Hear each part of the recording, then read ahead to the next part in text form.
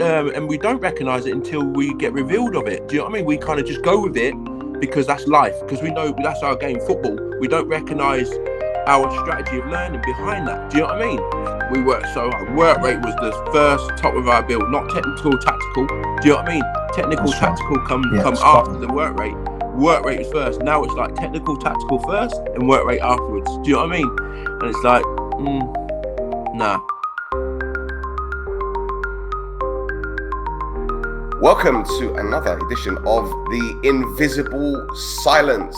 This is going to be a regular series, and my co-host here is Mr. Lee Taylor.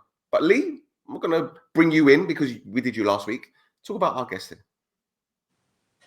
Good afternoon, everyone, and thanks, Uncle Stel. I've got the pleasure today. We have the pleasure today on our second podcast to bring in Premier League, England international Trevor Benjamin, and this is quite a special podcast for us today because he's like my little brother, and he's twice the size of me, but he's like my little brother, and we've gone through our lives together, and we've got a big family connection, and we're just super proud of how he's navigated himself through his life. And become wearing the 3 lines on his chest, as well as being a Premier League footballer. And so today we're here to speak about neurodiversity, being neurodivergent, how it's different in professional sports, professionals across the board. Obviously, we had Abhishek Jargon, ex-Indian fast bowler, on last time, and it's just amazing to see how people see their life of learning, whether it's audio visual learning, whether it's text learning. So it's different sensory processes, and how athletes learn and how they've navigated themselves through their careers. So welcome, Trev. Welcome. So how you been? What you been up to? Tell us. Thanks for the invite, LT and Stel. I appreciate being on here, and looking forward to coming on and having a bit of fun while we're doing it. That's it, mate. So what's been going on since you finished playing football, professional football? Since I've been finished playing, I'm coaching at Sunderland Academy. So I do like the shadow squads, which I kind of love getting back into it. So I've been there about two years now. Just getting me like me hand back in the wordings, the terminologies, the buzzwords, shall we say? Do you know what I mean? So I'm just kind of getting involved in that and kind of enjoying it. I only go doing once or twice a week, once a week, and I enjoy doing it because it's like what I know. Yeah, of course it is. It's what you was. It's all you know, isn't it? How do you think now things have changed from when?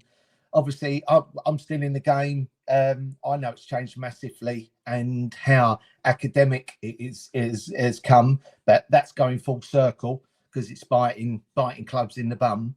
But how do you think it's changed from when you was like, obviously when you started playing football at what 12 years of age, and you come in as a YTS boy, as an apprentice at Cambridge United, and then obviously you're in the first team when you're 16, smashing people to pieces, and then obviously you get your big move in the Premier League. Well, I mean, how going back, you're at Sunderland now, and you're obviously doing the shadow squad, and you're really enjoying it. And you just mentioned like the vocabulary that you have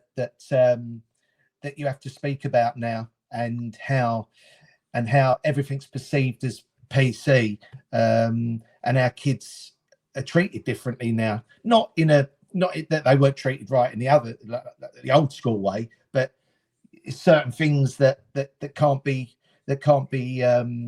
I agree, mate. Yeah, I totally agree. Yeah, the terminology has really changed of the wordings, what we can and can't say. Where Trev, get the job done. Back in the day, now it's like you've got to break it down really in different terms and different ways of how you speak and how you talk. Do you know what I mean? So it's kind of not as sharp as what we used to be. Now it's kind of a bit more rounded in how we deliver or what we say to each young person. Yeah. So, do you think, well, like, obviously, go on, Trev. Go on. Apologies. Yeah, it's changed massive. I think just like I says, the way with the approach of how to speak to me and how to speak to them and how to speak to them and how to speak to me. Do you know what I mean? That's just gone miles apart and what it used to be like, because how your dad Tommy Taylor is like absolute, probably my hero. Do you know what I mean? And when I was younger, he talked to me in the, like, I probably was one of his favorites. That's between, like, he was his favorite. We're probably one of his favorites, but he never treated me like that though. He like had to go the bad cop. No, he didn't. But he had to disguise it in a good cop way. Do you know what I mean? So yeah. Your dad was really harsh on me, but brought the best out of me and knew how to bring the best out of me to become the player that he saw, to give me the chance and opportunity he did. Do you know what I mean? And yeah, nowadays, compared to how your dad taught me and how your dad treated me, you couldn't do that now. Just because, like, the generation at the time we spoke harshly but loved. Do you know what I mean? And because they wanted the best for you in a way that he got the best out of you, and that's how he knew how to get the best out of individuals, and that's why he probably had so many good players go through his hands that who he produced, and then they become big hitters, should we say? Do you know what I mean? But yeah, nowadays, moving forward to nowadays, the wordings is so much different, obviously, because probably what happened with like the coaches what we had when we were younger of yeah, you know what I mean? You know exactly what I mean? Yeah, I know what you're saying. I know. Yeah, I know what you're saying, mate. Yeah, so we've just got to, I think the changes in the diversity has gone massive now. Probably too far. You know what I mean? Probably too far, because the kids these days haven't got the foundations of kind of learning the YTS, like this scholarship they would call it now, but our YTS back in the day, of like cleaning boots, cleaning the stands, cleaning the balls, cleaning the that kind of way of like getting your foundation of respect, understanding how to use it, and how to deliver the respect, and understanding to receive it as well. So it's kind of that taught me that, and your dad was very good at that, and saying, come on, get the job done. If you don't do it right now, you never do it right when you're older. Do you know what I mean? So, and he's really put that foundation in me to understand of, that's why I was doing that, the boots and the stands and the balls and the clean the kit and doing this because of this reason now. You know what I mean? And I try and give that to my children now, and install that into my children now, of that, look, you've got to do the hard work first, but you've got to do it with love and compassion, but as well as you can develop yourself. And when you get older, you know why we going through we show you how to do this way of learning. Do you know what I mean? It's so important, mate. Trevor, you hear about a lot of Premier League teams. You hear a lot about Premier League teams right now cost cutting and sacking people left, right, and centre. Don't you think it would be a good idea if they implemented what you said about the youngsters cleaning the balls and all that? 100%. I think it needs to go back. It's hopefully football's normally a full circle. We know it now. Do you know what I mean? Because look, everyone's going direct, playing direct. Do you know what I mean? Everyone's like, where it's gone from, let's keep it short, keep it this. Now we're going back to direct. Play the ball in behind. That don't change. Do you know what I mean? Football don't change. It's just everyone who's coming with big words and sexy voices and big noises. It's like, what? A pass don't change. What? Where you move into space don't change. Now it's called a half space. A half space? You what? You know what I mean? It's just you get into space the same way. I don't get like why everyone really changes the terminology of football when it's just the same. Sorry, mate. What was the question? No, they saying, Go on. Go on. Sorry, Stel. Carry on. Yeah, no, because you got clubs that are sacking staff left, right, and centre. I know Man United being the biggest example, sacking people left, right, and centre. I'm thinking, well, if you've got a kit man that's been at a club for 20, 30 years and you're going to sack him because of cost cutting, or at least get a couple of the youngsters that are, under 17s, under 19s, whatever, get them learning how to do it, because effectively they're going to have to learn to do their own laundry one day anyway. 100%. I agree. And I think I think it's a bit harsh. Does Man United need to really do it? Do you know what I mean? If the big hitters that they are, the numbers they bring in, and the money they churn around week in, week out, day in, day out. Yes, I get there in a transition of like the team on the pitch, but there's still a product who generates and turns over stupid amount. Do you know what I mean? The money. So yeah, to the question of the kids coming into the taking over the kit man role, I totally agree. It gives them a good foundation of understanding, communication. Do you know what I mean? A good foundation of like kind of organization. So you look at these days, children and kids these days, or the generation these days, don't quite, well, I'm not saying most of them, because some do. A lot of them don't understand how to kind of interact and like, then do things on their own and go and do their washing, go and do their cleaning, go and do their ironing. They don't really do that. Do you know what I mean? These days, it's kind of mum and dad do it because mum and dad are kind of worried. And it's probably our fault as the old other generation is that we kind of didn't want them to go through what we went through. It's kind of like we're punishing them because we're not really letting them be children or become growing or adults or teenagers. So it's a shame. So yeah, to your point, yeah, go and do it. Go and learn a skill, because it's a different skill than just going on technology and going Siri or whatever. Well, how do I do this? How do I find that? How do I put that in the washing machine? Do you know what I mean? What temperature to use that in? Where they can go and learn it themselves. Yeah. I mean, you know as well as I do that, or most do that, when you do something yourself and you've put a lot of effort into it, there's that sense of pride and you don't take it for granted. So if you do have kids in the youth academy cleaning the stadium, sweeping up, or helping in the canteen, or doing this and that, it gives them a sense of pride and well-being, and just something that they've contributed to the structure of the club, or to keep it sustainable or to keep it going. Because effectively, right, you're doing it for free, I guess, but you're still contributing to the longevity of the club. And people don't think like this. They think, oh, well, you know, they've got sponsors coming in so they can afford to do it. You know, most clubs over the COVID period, over the pandemic, especially the low league clubs, they were happy to play behind closed doors because they save money on police costs and staff costs and everything. No, I agree. That pride and longevity, I think that needs to be like brought back in, so we can have them that kind of like understanding of, let me become a man, or let me become a woman, a grown woman who's in the game or wanting to develop themselves as an individual, and learn the skills, learn them skills to become a better person and better like a human being. For sure, mate, for sure. And, you know, when you look at your career and the players that you've played with, the likes of Jerry Taggart, Neil Lennon, Kit Simons, what would you say their advice to you, or the conversations, or just their presence, how did that impact your career? I think the likes of Neil Lennon, I always like put him up there, like kind of one of the like best players I played with. Just the simplest player to play the game of football. He's just so simple. Got it, kept it 5 and 10 yards. Didn't need to play the 20, 30-yard ball. But then we had Muzzy Izzet, who can play the 30-yard balls. Do you know what I mean? And drop them on a sixpence.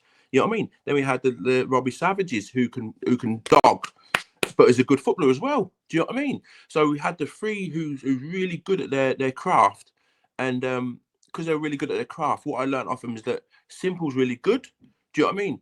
Creativeness is really exceptional. But hard work as well brings you to the game and makes you a player that you want to become.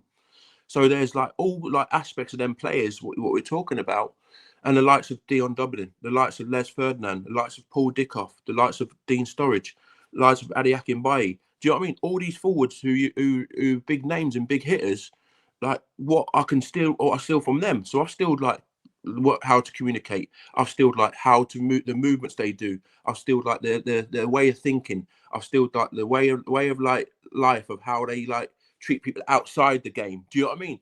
Then I've got the likes of Tommy Taylor. Do you know what I mean? The way he's just kind of father figured me as a person, not just a footballer. Do you know what I mean? And he kind of nurtured me all throughout, even though at times he weren't there. But I always found there because my foundation was always like the way it played, where I always went to, because what he brought me from then, when I was like a young lad from nothing. I never had nothing. Do you know what I mean? Lee, you know my story, where my mum and dad used to ring up your mum. Do you know what I mean? And like just like get encouraged. Do you know what I mean?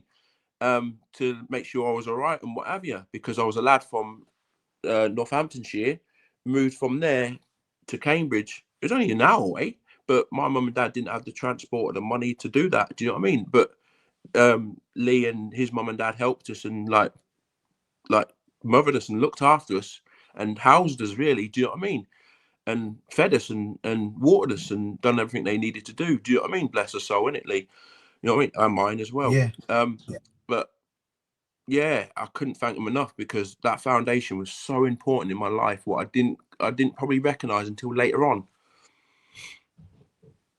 Yeah, I don't think none of us realise what we had back then, and in the foundations that were put in front of us. But the big thing, I'm just going to not change the subject, but just digress just across a little bit. So the big thing, what Stell's been saying and what you've been talking about, all comes down to how we learn and how people get things across to us, and how we just say, for instance, you've got one manager, and you're having a training session, and it's just his way. It's just his way all the time, and you're not understanding it. You're just not understanding it, and that is where I'm coming from, as what you said about the coaches and the players, the different players. They all bring something different in, and they will explain things differently to you. Or I learn from looking as a visual learner and as an audio learner. That's how I learn. I don't learn from reading, because I have to read something 20 times and it might just go in. But if Fash reads it, or Trev reads it to me, or Stel, you read it to me, yeah, it just goes straight in. Do you know what I mean? That's how I learn. So it's really encouraging what Trev's just said there about he had to do, which he did, which I did. He had to paint the stadium. If you forgot that one at the end of the stadium, yeah, you forgot that one at the end of the season. That yellow and black. The yellow, yeah. So you had to do you had to go and see Roger, the ex-sergeant major, when he was on his third bottle of whiskey in the day. Oh, Flash, what are you doing? And he was taking, and he'd have to do all the washing. But the thing is, that's the foundations, but that's us learning. Now, going back to what this pod's about is about how you learn, and how the difference. So if we're dyslexic, I'm dyslexic. I'm slightly autistic, ADHD, and I've got OCD. So there's a lot, and that when I first started, as I said, just quickly, I didn't get no qualification at school. I hid behind sport because I just couldn't learn. There wasn't no support there. It was like doing it this way or not at all, you know. And it's so many footballers and professional athletes have hid behind this, you know. But the reason why they're so exceptional footballers is because that is their what's the word I'm looking for, Stel? That is their strength, you know. So even though I struggled to read and comprehension and stuff like that, and maths, terrible. I just couldn't do it. I was terrible. My super strength was talking and sport and learning like that. And I didn't know till I was 28, Trev, that I was dyslexic. I didn't know till I was 28, and I thought I've been struggling. Now, I mean, I was in the Premier League at Wimbledon, went down to the Championship as a head of medicine, and I did all my schooling when I left, if you remember, because you remember about it. I was doing it when I was at Cambridge, you know, and I've been in football and in the Super League and international. I'm going to a World Cup in September in New Zealand. So amazing. It's it's good, you know, and you come a long way, but you have to learn differently. And I just want to know, like, how you've overcome everything. I agree. You know me. I weren't. Yeah. Sorry, mate. Yeah, you know me. I weren't like go academically. I weren't really like a reader or a writer. I weren't really clever at all. Do you know what I mean? But as I've kind of got older, and like you said, I didn't know kind of where I was at on a learning scale. But then when I start to come into Cambridge, you show me, I'll learn. You show me. Do you know what I mean? You may have shown me once or twice. As soon as I get that, now I've got it. I nail it. You tell me how to do it. You Trev, do it this way. Take the information in, Trev, because I really had to really think about what someone was saying and had to digest it and understand it to like then deliver it myself. Do you know what I mean? So yeah, as soon as I started, you show me, you tell me, then I start to deliver it. Do you know what I mean? As like time and goes. But then I'll get it all. You get it all the time. You'll get the same one, Trev. Get the ball, set, then running behind. Do you know what I mean? Right, okay. This is when I was first coming in around the scene, so I didn't really know from grassroots to the academy scene. Do you know what I mean? Or the YTS scheme. And it was like, right, get it and set it and spinning behind. Do you know what I mean? Now, like the information was kind of overload at the time. And then you're right. At the time, I start to overthink, overanalyze, overjudge because I weren't sure how to like absorb it. Then for one day, it must have the switch on the light must have come on that kind of touch it, receive it, set and spinning behind. And then all of a sudden, that's how I started to learn about, right, this is the way you're going to learn, Trev, is that you get shown something. Then someone tells you the information, then you absorb it, then you start to learn and develop and produce it and provide it out that way. Do you know what I mean? So I was totally the same as you, mate. No reading, writing, awful. Even now, reading, writing, when I'm reading, it's hard. Do you know what I mean? I'm trying to like challenge myself and read as many books as I can, just to kind of get the reading like momentum going in me. Still so hard to like do it. Just read and like and absorb it. Do you know what I mean? So hard. But I just have to do it just to kind of overcome challenges in myself, just to try and make me a better person, but as well as showing the kids that I'm reading a book, to say Dad's reading a book. Do you know what I mean? So if they're seeing you do it, then they'll be doing it themselves. Do you know what I mean? So I was just trying to like up my game that way, but as well as like really struggle while I'm doing it. Really struggle reading it because it's so hard, mate. I know. I find if I've got to do that, the only time I'll make myself read a book is when I go on holiday, and I always try and read a book when I'm on holiday. Yeah. And I've got like I wouldn't mind. I really enjoy it, but it takes me about an hour to read a page. It really doesn't go in. So I'll get the audio book on. I'll get the audio book on. I'll get the audio book on and listen to that. All right, yeah. So, but no, it does take me about an hour to read a page. Definitely, I'm the same, mate. Do you know what I mean? So... But dear, but this is what I'm saying. There's a lot of, as you said, a lot of people don't talk and stuff, and everyone's got different strengths. And I've got different strategies now, which I was taught when I was in the obviously I've been in the fire service for 20 years, and it was when I was 28 I found all this out, and it was just a breath of fresh air, you know, and to know that you got help, and you're sitting there trying to do an exam and you're top of the class for going in and sticking a load of foam or something, or dragging someone out of a burning building, or running up ladders.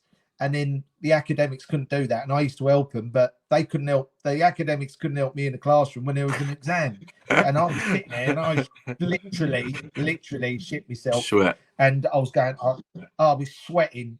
I'd just be like sweater armor. Do you know what I mean? Sweatsville, Tennessee. You know, Sweaty Betty. So it's yeah, Sweat United. So but no, I think to your point there, LT. Sweaty Esther. Yeah, go on. I think to your point there is like you spot on, mate. I think enough players there are like learn obviously different ways. Do you know what I mean? And how they show it. And some people try and disguise it because they're good at a role or good at playing football. Do you know what I mean? And I probably did the same and probably not recognized it, and probably till this conversation. No. And we don't recognize it until we get revealed of it. Do you know what I mean? We kind of just go with it because that's life, because we know that's our game, football. We don't recognize our strategy of learning behind that. Do you know what I mean? And how we learn and how to develop, and which way we learn and which way is the way we don't, and the neurodiverse. Do you know what I mean? We don't know. We don't know it because that word wasn't a word back then. Do you know what I mean? That word wasn't the word what we used or what we absorbed or what we understood. We didn't even know what it meant. Do you know what I mean? At the time, we was just a we was just a donut or thick. That's what it was. Yeah, he's just a donut. He's thick. Oh, that's LT. That's just LT. That's so and so. That's so and so. But this is why it's the first podcast that's ever done this. And this is, I said to Stell, I got excited about it because we're getting in boxers, we're getting in everyone, but we're getting in the proper. I'm getting in people that people know, that they know. And I want it to change attitudes, to change behaviour about this, and I don't want it to be something that people are frightened to say. Yeah, I learn differently.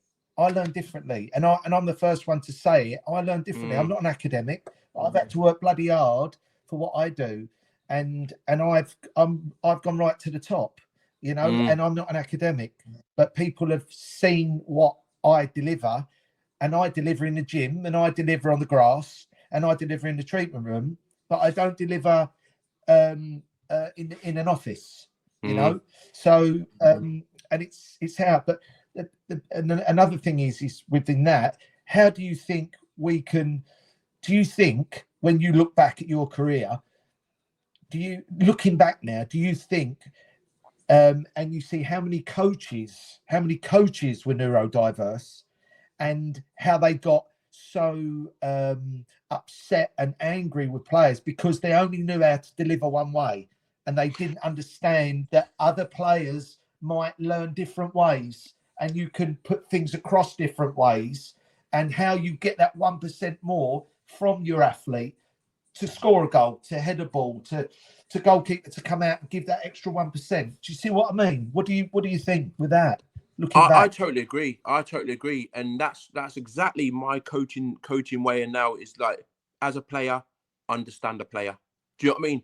They all may be different. They all may learn differently. They all may need to come down and explain it on a level of whoever you're coaching, on a level of like their understanding. It's not about me as a coach, how good I look.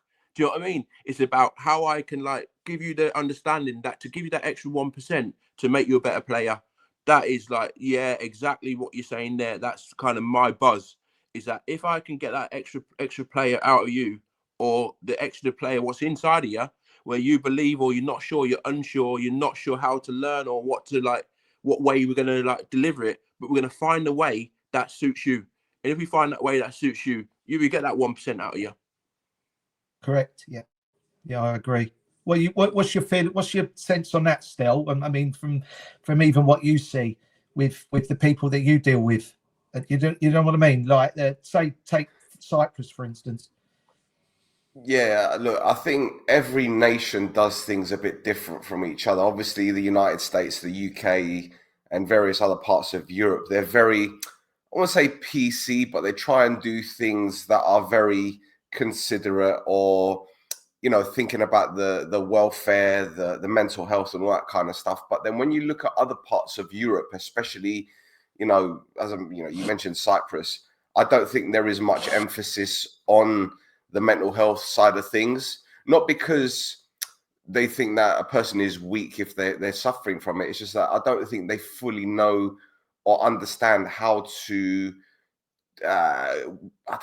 work around that challenge within the game. I mean, I speak to the players union quite a lot, and they're doing all they can, but it's also about the clubs if they want to help. And unfortunately, that side of the welfare and the care side of things isn't really a priority for them, because they're more thinking about the financial element, whether it be season ticket sales or sponsors, or if they can afford to pay a player. So those kind of things are very, very low on the priority list for clubs out there. But I'm interested to know Trevor's experiences in terms of what made him think, right, something's not right here, especially when it comes to like your football career, because you played for several clubs, you've traveled everywhere. You know, you played for the Jamaican national team. Was there any specific moment where you looked at, I wouldn't say necessarily a teammate, but in terms of a situation, whether it be, I don't know, the Jamaican Football Federation, or whether it be a specific club where you felt that's not on what they're doing? Do you get what I'm saying? But even for those days. Yeah. Probably at Norwich, really. When I was at Norwich, do you know what I mean? We had a great team, great experience, but I think the manager didn't get me. The manager didn't get what I was about. Do you know what I mean? Even though he brought me in on a loan move, but he just didn't get me. So that's kind of where I experienced that kind of what we're talking about now. Listening and hearing what we're trying to differentiate on how, like, you know what I mean? How diverse. Was that Worthington? Yeah. Was that Worthington? Yeah. He was at Sheffield Wednesday back in the day. That's right. With yeah. Very old school. Very old school. Very, which is fine. I get it, but he didn't. Again, he didn't know. He knew that one way. He knew how that way he did it, and that was it. Do you know what I mean? I think probably nowadays, when I'm looking at it now and thinking about it now, and just at the academy now, we're trying to be a bit more diverse in that way. But that's probably more because the football's gone a bit rigid. Do you know what I mean? You jump here, you move there, you position yourself there, you get into that position there when that ball travels there, or when this. Do you know what I mean? It gets a bit kind of like robotic. Yeah, robotic. So I think when Drew Bellingham mentioned it on Sky, when Real Madrid, how the Real Madrid play, they play a bit more freedom, play a bit more free flowing. Do you know what I mean? They can kind of be a bit more do what they want kind of thing, but in that structure. Where nowadays you can't. I don't think like too many clubs are too rigid to say you've got to do it this way, and if you don't do it this way, then you know what I mean. You don't suit the club, and it's like what? Yeah. Well, I'm bringing me in this way, and then then I can't play you this way. Then when I go elsewhere, then I become an absolute gem because I'm playing the way. Do you know what I mean? I'm allowed to be played, and that's what I've seen, especially up here around this area, where the club bring them in. They play a certain way, and they're okay to do all right but then they move on to another club. They just blossom. Do you know what I mean? Because the rigidness, the roboticness has come out of them, and then it's kind of like freedom.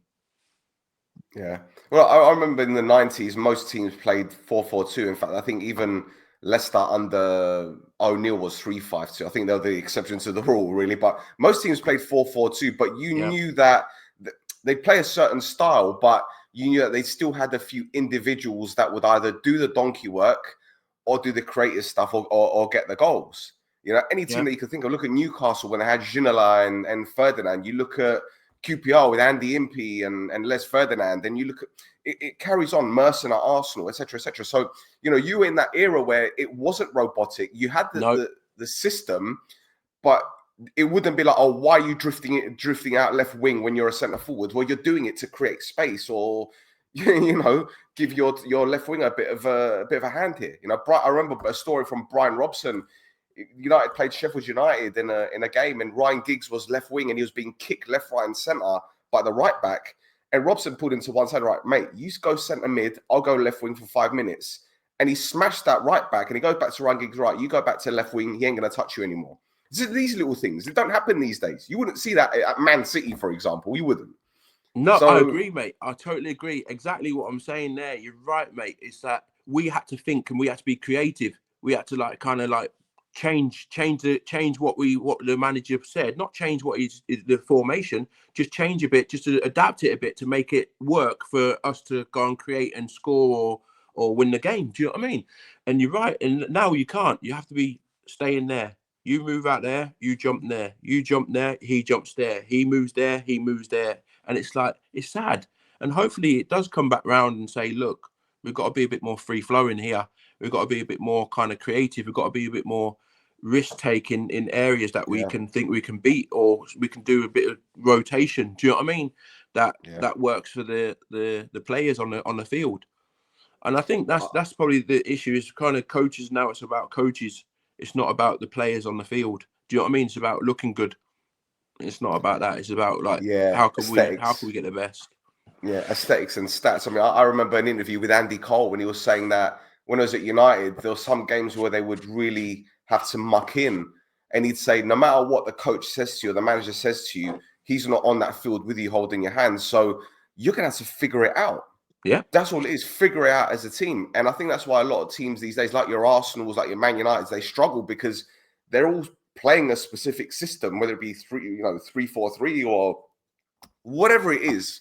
And it's, well, this player stays in this particular role and he has to venture a certain amount of yards, because they always look at the statistics, don't they? How many yards, kilometers they've run, or how many passes, successful passes. And there's XG, and then there's all these other things. And while data is important, which I'm pretty certain it is important, especially at youth level, because you can see how players progressing, etc., it's become too important.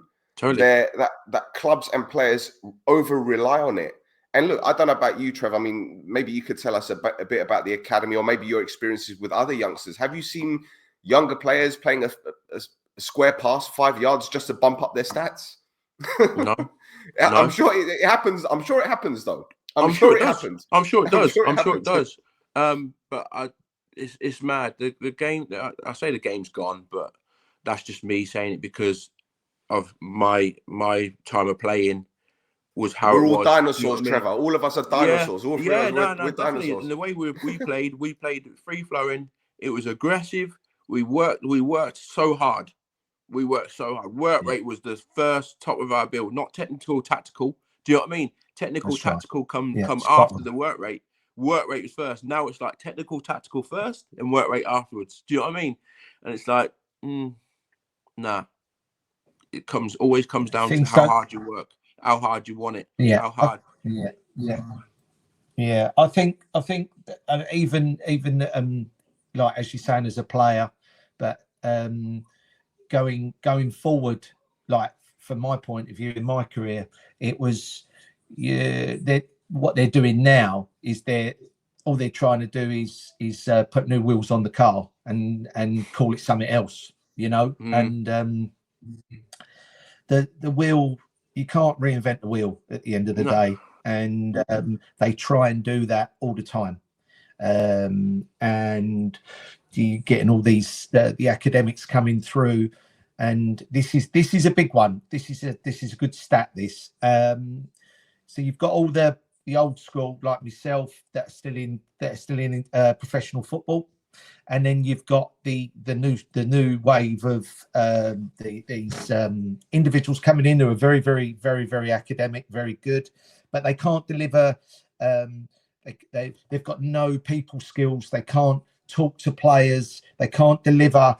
I mean, I turned up at Notts County with Paul Ince when I left Liverpool, and I turned up there my first day, and he went, "I will see you at the training ground."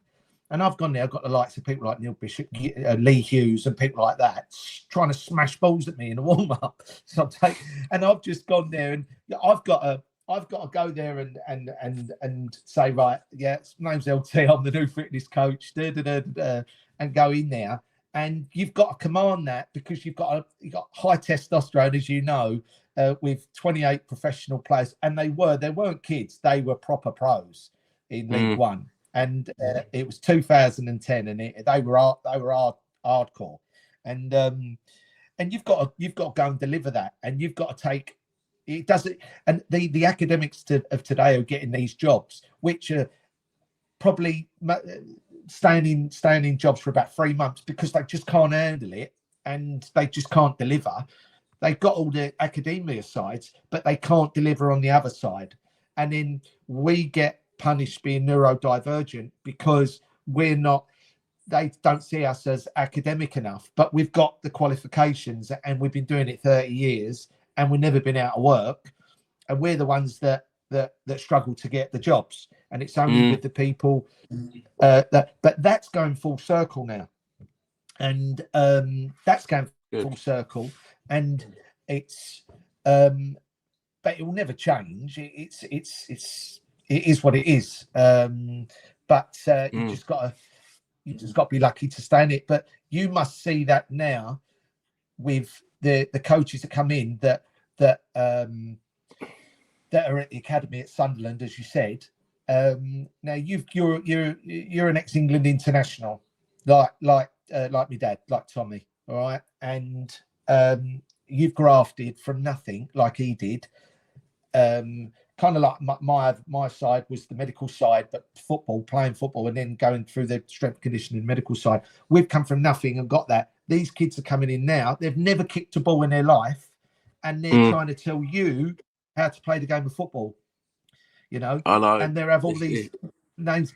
Yeah, do you see what I mean? And yeah, it's scary, mate. It is so scary. When I'm just blessed.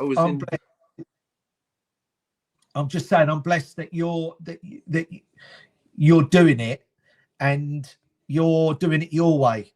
You know, and because you can see it, how the struggle we had learning, but you can't take away that experience. Do you know what I mean, Stel? Nah, you just not can't at all. Take away that experience.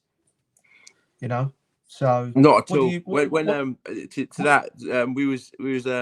We had to go in and put a session on, and I've got great coaches there. Love the coaches at Sunderland. Do you know what I mean? No disrespect to anyone. Do you know what I mean? Because I wouldn't do it.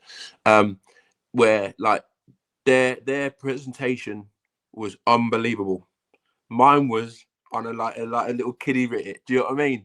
But their presentation was unbelievable. Mine was like a flipping, you know what I mean, square box and a goal and man and what have you. Theirs was like on a computer. We learn. That's how we learn. Yeah, and that's how I delivered it. Yeah, good, and I'm proud of you for doing that. That's good. And it was like I was a little bit embarrassed. Do you know what I mean? Because the way they presented theirs was amazing. Theirs was amazing. Mine was like, woo. Yeah. But you know what? That the group would have got more out of you just drawing something, because I always say a picture paints 1,000 words. And when I lecture on the master's degree at a university, and you see all these people. It's quite funny. I told this story to Stel like a couple of years ago, and they thought when I first went in there, they thought I was the cleaner. No way. And I was, I thought I was the cleaner. I haven't heard this one. I haven't heard this one. No. I told you this one.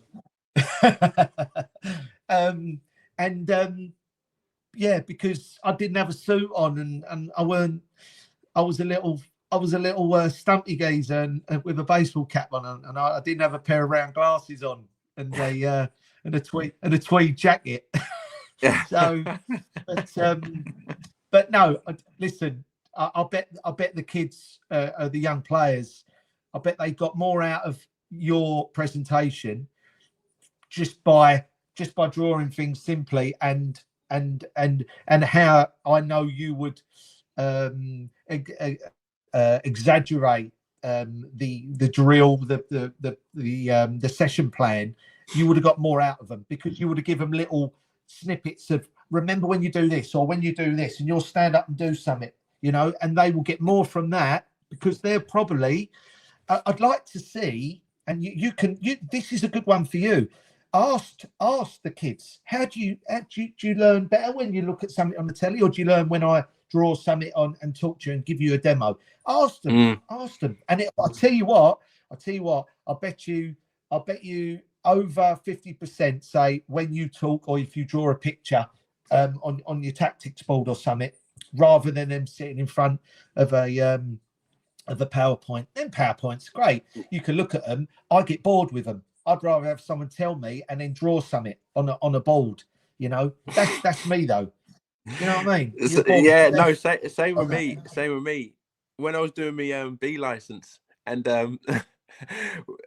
again, I had lads who PowerPoint can drop a PowerPoint, no problem. Their PowerPoint was sick. Yeah. Mine was kind of one button, slideshow, turn it off to the next one, slide in, off to the next one, slide. Everyone was like, their PowerPoint, and that was unbelievable. Mine was just in. Yeah. Oh, let me just move that one out. I'll move that one out, and I'll put that one in. That was it, mate. On my B license, over a projector. Over a projector. Trev, you need to work on this, mate. Yeah, no problem, mate. But listen, I'm a player, so a player don't have to just be good on the PowerPoint. Yes, nowadays they do. I get that, but I'm a player, so I know what a player wants. So if I'm going to give them what a player wants, they don't want a PowerPoint. They want some show me how to do it, so I can visually see it. And if I can visually see it, then I can visually do it. Do you know what I mean? Some are, some not. But 9 times out of 10, they show me and they'll do it. Exactly. But that's the trouble now. It's you've got to go and do this, you've got to go and do that, and I don't see no reasonable adjustments for players, and that's when they go in, and that's when they switch off. And do you know when they switch off? I see so many players, and I hear them. How many players, Trev, in your career, when you've gone into a team meeting, and then the analyst puts things up, and you're going, "Oh, for fuck's sake, this is boring my life out, me." Yeah, because they used to get the flick chart, bang, right, set pieces. You knew your set pieces. They've got. I mean, I'm at international football, and I see it all. I just go, bomb. You crack on. I'll do what I do. Do you know what I mean? How I've always done it. Obviously I keep up with all research method, and I keep up with everything, but I don't change the way that I present, and I don't change the way that I deliver. You know, I treat everyone the same, but I manage people differently. Some people I have to give a cuddle to. Some people they like. Oh, can you send me my stats? Can you send me my GPS? Can you send me this? They like all that. But others just come up and go, I feel all right today.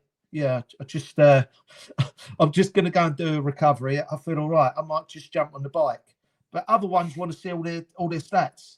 And the others are going, no, I'm not worried about that. I felt good. I scored and all. 2 assists. Cheers. You know what I mean? Exactly.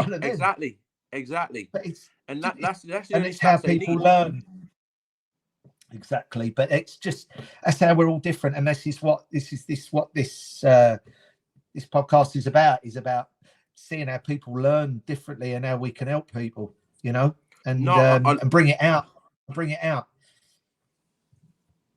I love it because it opens my eyes again. Do you know what I mean? It kind of revisits my places of where I learned how I can learn better and how I can then, you said, give it to the kids. Right. Okay. What's the best way do you guys learn? How can I get the best out of you guys as players to learn what I'm showing you? Do you want me to write on the board? Do you want me to show you how to do it? Do you want me to, do you know what I mean? Just whatever way that suits these individuals that make them the best player around. Do you know what I mean? Yeah, you got a lot of and that's the thing now, as I said to Stel, the coaches, they're some of them only know one way. Yeah. And most of the old school coaches, would not have been academics. Nah, would not have been no academics. Chance. They wouldn't. You would not have, and there'll be some managers that would never done a PowerPoint. They would never done but they would have done it their way and got it through their way. But now it's all done the same way. And that's why players are too frightened to say, I don't understand that. Do you know what I mean? Because they don't want to feel like they're thick, you know, and they're not. They've got an unbelievable superpower that they can, that they're a boxer, professional boxer, or they're a swimmer, or they're an equestrian, or they're a fencer. You know what I mean? Not with an hammer, with a sword, Trev. Yeah. So I learned it, mate. I think you showed me the actions with your hands. No, don't worry about that. Don't worry about that. Yeah, don't worry about that. Watch them skewers were on the Barbie. No, that's it really, and it's brilliant how you've kind of told us how you started and a bit about your career and how you're learning and how you've learned through the years and the clubs that you've been with, and it was great to hear about Leicester City, where you were saying about them players all had something different that you learnt from, and that's awesome. That's part of learning, and it's part of how we learn, and we don't always have to. People perceive us to oh no, he's not very bright.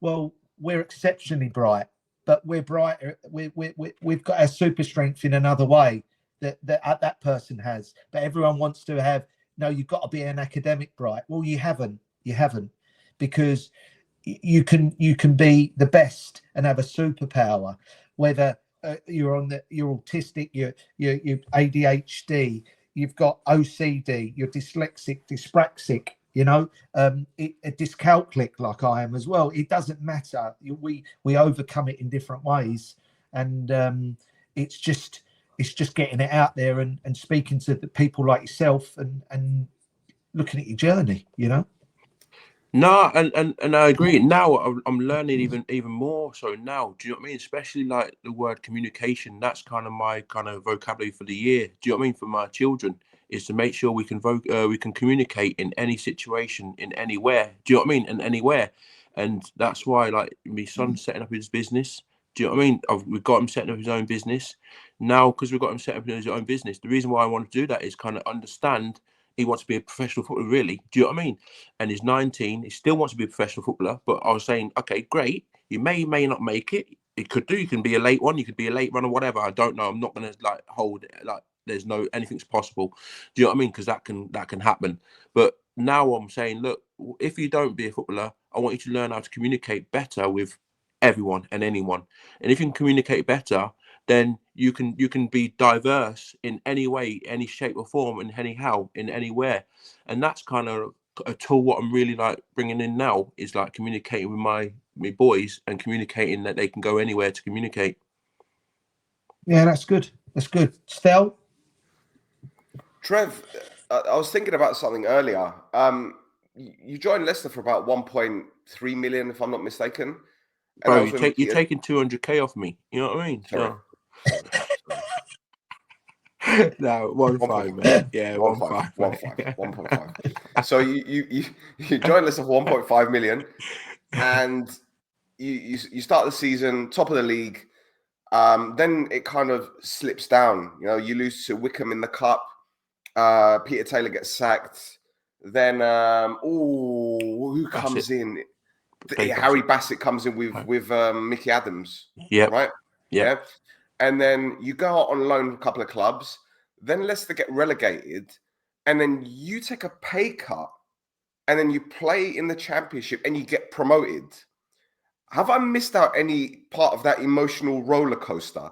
Because to me, it just seems like you've gone through all these emotions in the space of a year. Yeah, and that just shows like kind of a different kind of strength that we hold. Do you know what I mean? Or what we've developed or learn't along the way. In that way is, you're right. That me go on loan, I went on loan. And in between that, when we was in the Lamanga situation. Do you remember that? When with the players and the women, where the women said that the players raped them and they didn't, and blah blah blah blah blah. Do you know what I mean? So why did I think there's a fire extinguisher? Or was that something else? Could have been, probably. Do you know what I mean? There was a thing with Collymore, wasn't there? That's the best version then. That's the best version of it. Do you know what I mean? Yeah. But yeah, that emotional roller coaster, what we went through as well, with that Manga situation, when we got we was like in a relegation, we got relegated, that situation kicked off. Do you know what I mean?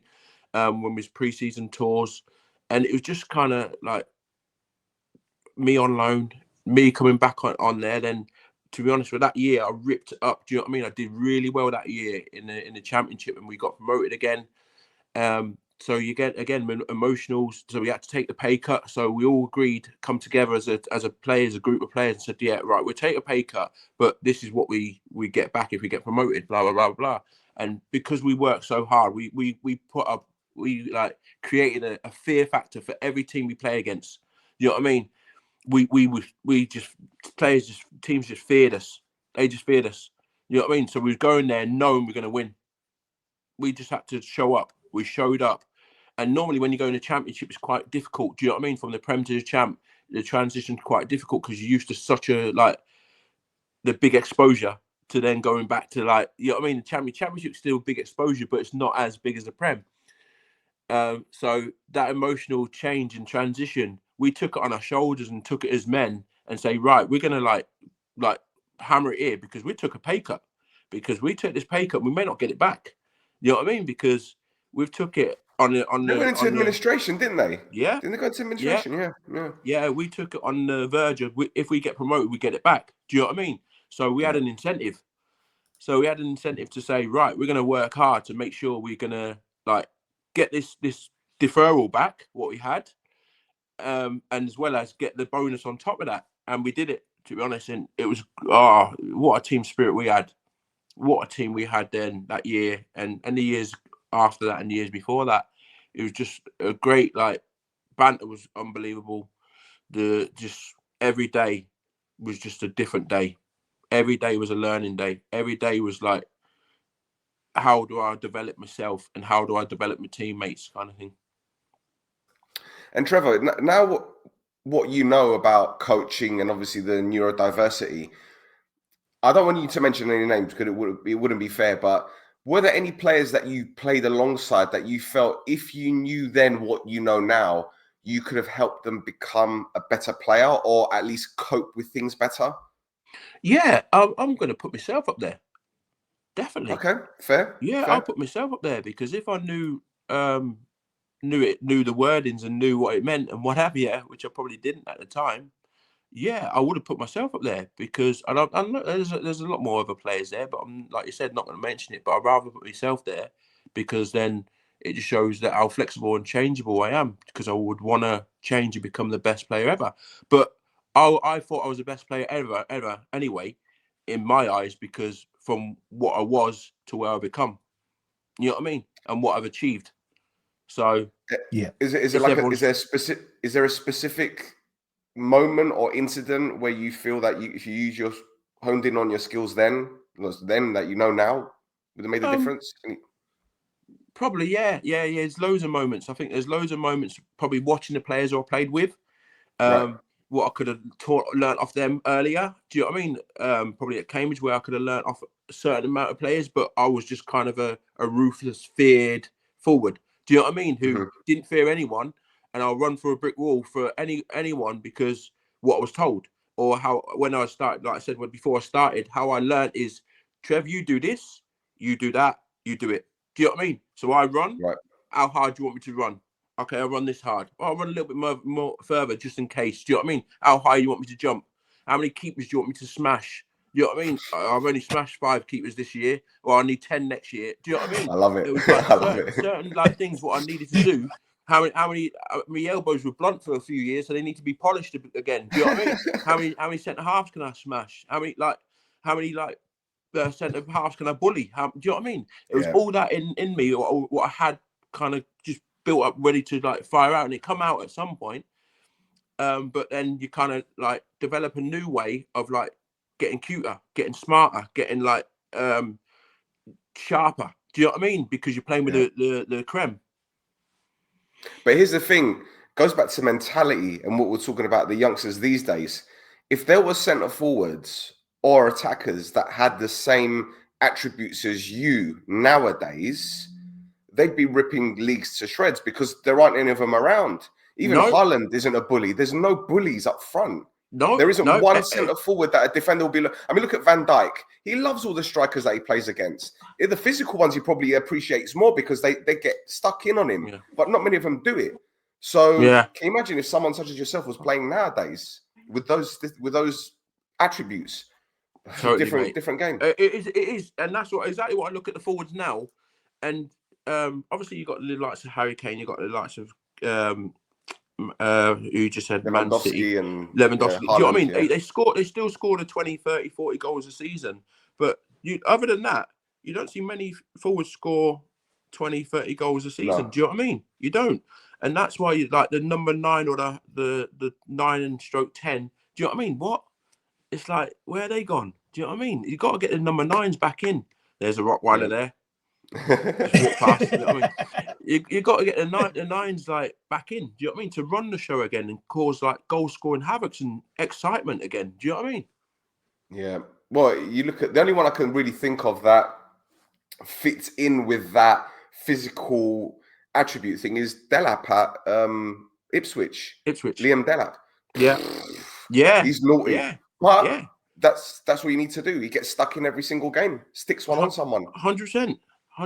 You don't get it now. Everyone's too nice. Everyone's too cute. Everyone's too like too clean to come on and off the pitch. Do you know what I mean? They go on clean, they come off clean.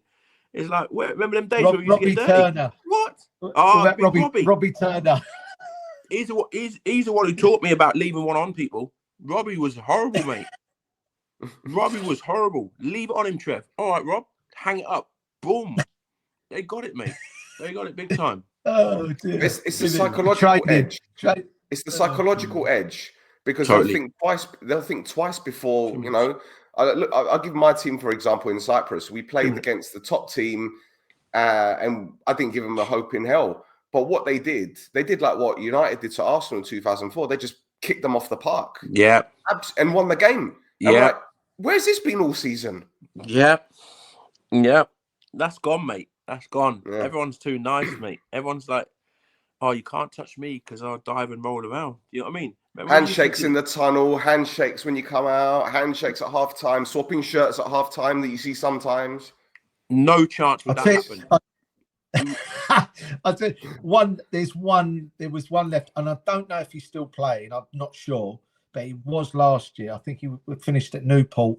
Kevin Ellison played like he was playing at Morecambe. Big bald head, the horriblest man centre forward on this earth that was still playing. He used to do your warm up. He used to do his own warm up, and he used to stand on the halfway line and just look at the other team while he was just doing his warm up. If a ball come from the opposition's half in the warm up into his half, he used to pick the ball up and he used to volley it out the ground. Then he used to pass it back. Honestly, he was horrible. And he'd leave one on you. And it was a breath of fresh air to watch him, because I used to laugh.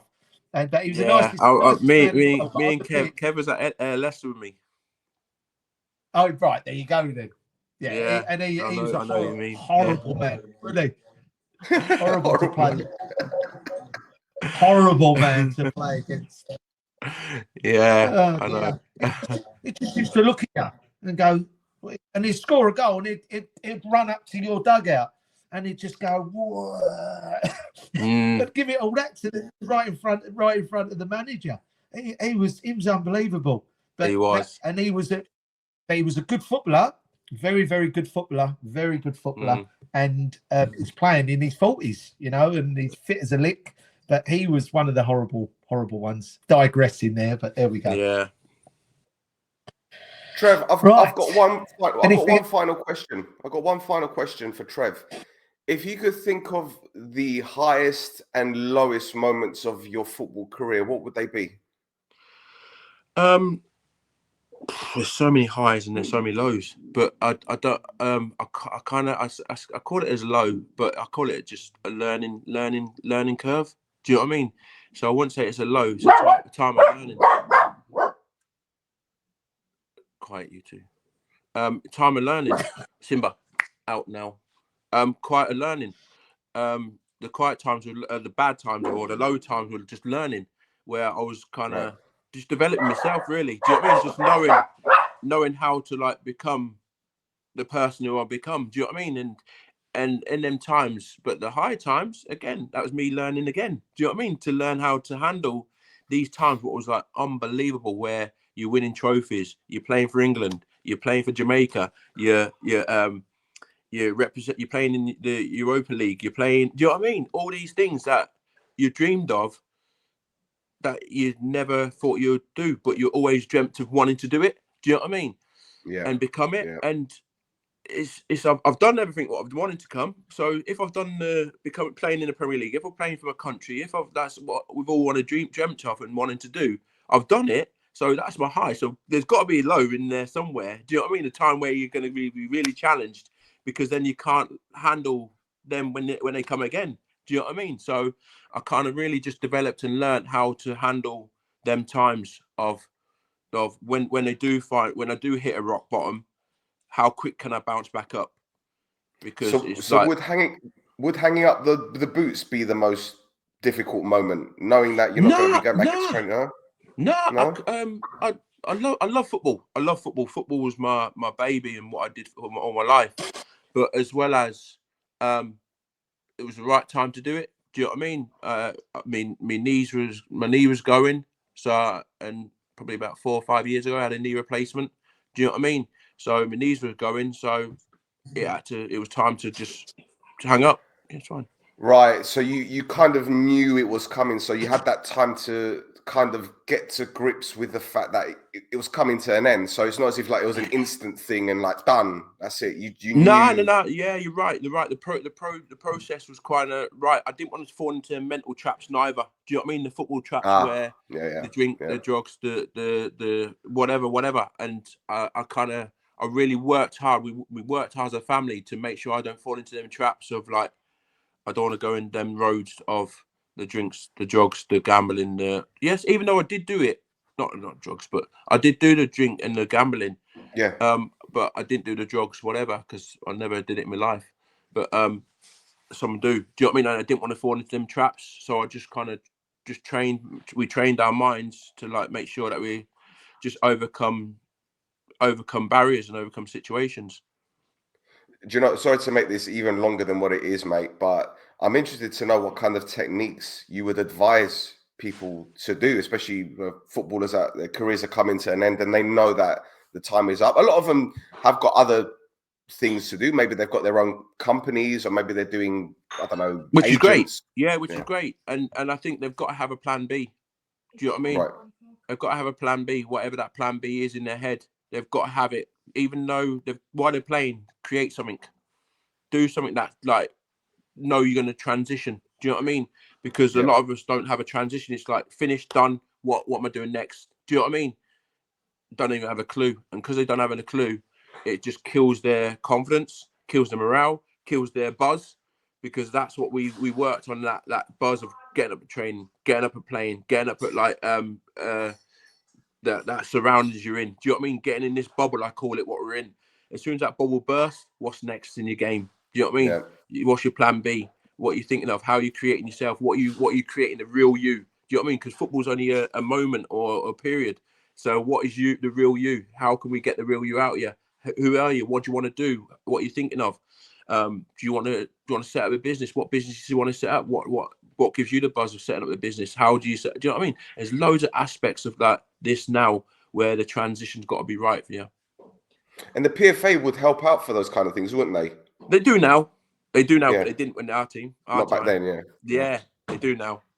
Yeah, they do now. They have like the business way of like you can create your own business and what have you. But at the time we didn't. Do you know what I mean? So. But I think they still help players out now, because I remember a few years ago there was a guy called Stephen Slade that played for Spurs and QPR. That's right. And I tried to get him for an interview on the pod, and he goes, "Oh, I'd like to, but I'm suffering from cancer at the moment." I says, "Well, aren't the PFA helping?" And he said, "No, can they?" I says, "Well, yeah, your career's over, but they can still support you." And I got him in touch with Michael Bennett, and they arranged everything, and they helped him out with his treatment. So yeah. So they can help. They can help. No, totally. No, they can, but I think more so back then now, it was different. Yeah, more so now. I think back then we thought when you finish, that's it. You didn't like have that relationship with him where it's a lifetime thing. Do you know what I mean? Yeah. And Michael does look after players now, especially like the business side and how they transition from. Do you know what I mean? Because I spoke to Michael a few times about it, and I said, "Look, Michael, there's got to be like a transition from and to." Do you know what I mean?